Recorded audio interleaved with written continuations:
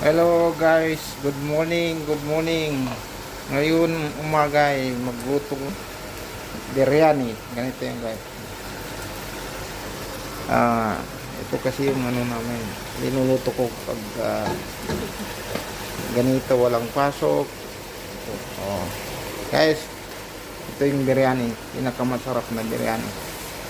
Sarap yan guys. Ito yan sa Dubai. Lagyan ng ano biryani. Okay guys, nagluto kami guys. Masarap ito guys. Sarap talaga ito. Luto cooking. Okay guys.